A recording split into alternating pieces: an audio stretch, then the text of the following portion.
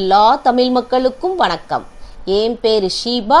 Welcome to Sheeba சமையல். இன்னைக்கு நம்ம வீட்டு சமையல்ல வாய்ப்புண் வயிற்றுப்புண்களை ஆற்றக்கூடிய தேங்காய்பால் ஜவ்வரிசி இனிப்பு உருண்டை தான் செய்ய போறோம். ஃபர்ஸ்ட் இந்த ரெசிபி பண்ணுறதுக்கு 2 கப் அளவுக்கு நான் ஜவ்வரிசி எடுத்திருக்கிறேன்.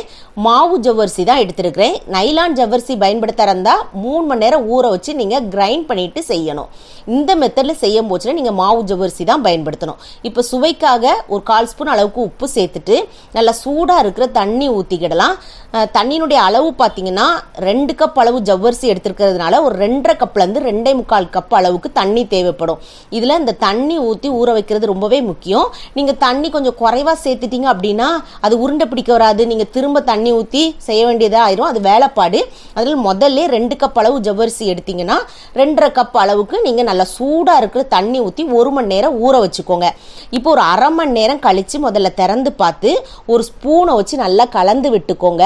எதுக்காக இப்படி இடையில நம்ம கலந்து விடுறோம் அப்படின்னா அந்த மேலே இருக்கிற ஜவ்வரிசிலாம் நல்லா கீழே போகும். ஒன்று போல் அந்த தண்ணியில் திரும்பவும் நம்மளுக்கு நல்லா ஊறி வரணும். அதாவது 1-2 நம்மளுக்கு ஊறாமல் இருக்கும் இல்லையா, அதுக்காக தான் அரை மணி நேரம் கழித்து இதை மாதிரி நல்லா மிக்ஸ் பண்ணி எடுக்கிறோம். திரும்பவும் நம்ம மூடி போட்டு ஒரு அரை மணி நேரம் கழித்து பார்க்கலாம். இப்போ அடுத்ததாக அதுக்குள்ளே ஒரு அரை முறி தேங்காய் துருவி வச்சுக்கோங்க. நல்லா ஃப்ரெஷ்ஷான தேங்காவாக பார்த்துக்கோங்க. நல்லா பால் இருக்கிற மாதிரி தேங்காவாக பார்த்து துருவி வச்சுக்கோங்க. இப்போ இதில் நான் இன்னைக்கு சர்க்கரை சேர்த்துருக்கிறேன். நீங்கள் நாட்டு சர்க்கரை சேர்க்கலாம், இதில் நட்ஸு சேர்க்கலாம், டேட்ஸு சேர்க்கலாம். எதுனாலும் அந்த பூர்ணம் வந்து உங்களுக்கு விருப்பப்பட்டபடி நீங்கள் கலந்து வச்சுக்கோங்க. இந்த சர்க்கரை போட்ட உடனே நம்ம செய்ய தொடங்கணும். அப்படி இல்லைன்னா அந்த சீனி வந்து இலக்கம் காமிக்கும் இல்லையா, அதனால இதை ரெடி பண்ண உடனே நம்ம அதை செய்ய ஆரம்பிக்கணும். அதுக்கேற்ற மாதிரி நீங்கள் டைம் கீப் அப் பண்ணி எடுத்துக்கோங்க. இப்போ எனக்கு கரெக்டாக அரை மணி நேரம் ஆச்சு. இப்போ நான் திறந்து பார்க்குறேன். இப்போ ஜவ்வரிசி எல்லாம் அந்த வெந்நீரில் ஊற்றுனதுனால நல்லா சாஃப்டாக நம்மளுக்கு இது ஊறி வந்திருக்கும். இது நம்ம 3 மணி நேரம் ஊற வச்சு அரைச்சி செய்யலாம். அது உங்களுடைய விருப்பம், எப்படின்னா நீங்கள் செஞ்சுக்கோங்க. இப்போ கை பொறுக்கிற சூட்டில் தான் இருக்கும், அந்த அளவுக்கு சூடு இருக்காது. அதனால நீங்கள் கையை வச்சே நல்லா இதை ஒரட்டை கலந்து எடுத்துக்கோங்க. இது பிசு பிசுப்பு தன்மையாக தான் இருக்கும். அதனால நீங்கள் என்ன கையில் போடுறதை காட்டிலும் பக்கத்தில் ஒரு பாத்திரத்தில் தண்ணி வச்சுக்கோங்க. அந்த தண்ணியை தொட்டு தொட்டு நீங்கள் இதை மாதிரி செய்யும் போச்சில் கைகளில் ஒட்டாது. நீங்கள் அப்பப்போ தண்ணியை தொட்டு தொட்டு பண்ணணும். அப்படி இல்லைன்னா ரொம்ப பிசு பிசுப்பு தன்மையாக இருக்கும். இதை மாதிரி கைகளில் ஒரு உருண்டை மாதிரி எடுத்துட்டு நம்ம அடைக்கெலாம் தட்டுவோம் பாருங்கள், அதை மாதிரி இதை மாதிரி விரித்து விட்டுக்கோங்க. ஷேப்பாலாம் வரணுங்கிறது கிடையாது, லைட்டாக அப்படி விரித்து எடுத்துக்கோங்க. இதை மாதிரி பண்ணதுக்கப்புறமா நம்ம பூர்ணத்தை வைக்க போகிறோம்.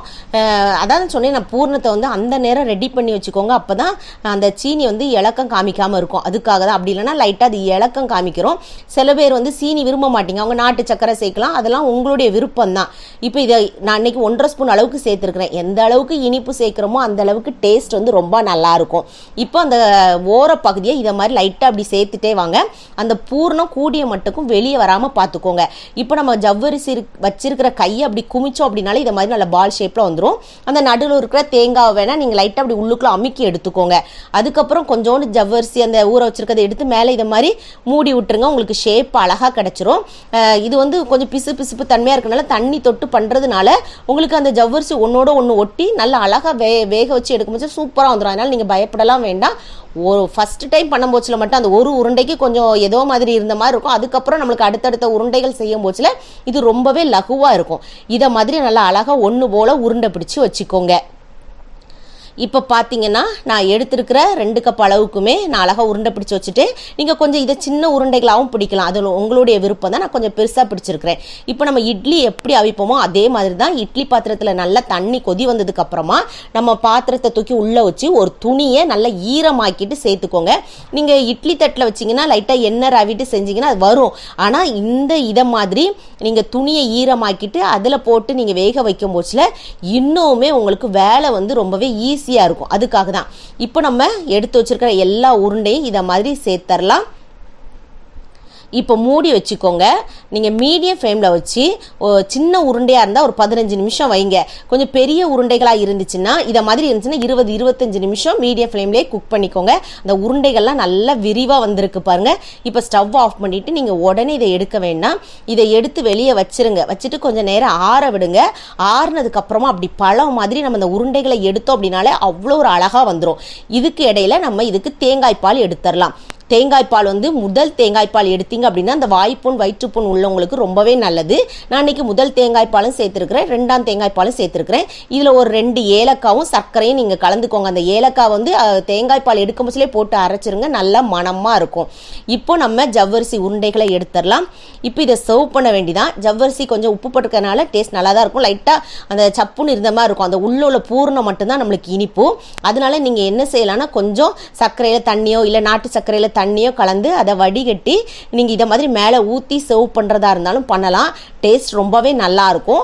அப்படி இல்லைன்னா நம்ம தேங்காய் பால் விட்டு சர்வ் பண்ணலாம். ஏன்னா தேங்காய் பாலில் நம்ம இனிப்பு போட்டிருக்கிறோம், அந்த ஏலக்காயுடைய மனம் இதெல்லாம் சேர்த்து நம்ம சாப்பிடும் போச்சில் ரொம்பவே டேஸ்டியாக இருக்கும். கிட்டத்தட்ட இது கொழுக்கட்டை ரெசிபி கூட சேர்ந்த மாதிரி தான் வரும். இது வந்து உடம்புக்கும் நல்லது, டேஸ்ட்டுக்கும் ரொம்பவே சூப்பராக இருக்கும். வெயிலுக்கு இதை விட அட்டகாசமாக இருக்கும். கண்டிப்பாக உங்கள் வீட்டில் செஞ்சு பாருங்கள். செஞ்சு பார்த்து உங்கள் ஃபீட்பேக்கை கமெண்ட் பாக்ஸில் சொல்லுங்கள். வீடியோ பிடிச்சிருந்தா லைக் பட்டனில் தம்ஸ் அப் கொடுத்துருங்க. தம்ஸ் அப் கொடுத்த கையோடு உங்கள் ஃப்ரெண்ட்ஸ் ஃபேமிலியோடு ஷேர் பண்ணிடுங்க. ஃபர்ஸ்ட் டைம் வியூவராக இருந்தால் சப்ஸ்கிரைப் பண்ணி சப்போர்ட் பண்ணுங்கள். நான் இன்னொரு வீடியோவில் இன்னொரு வித்தியாசமான சுவையான மனமான ரெசிபியோடு நான் உங்களை சந்திக்கிறேன். அது வரைக்கும் டாடா பாபாய்.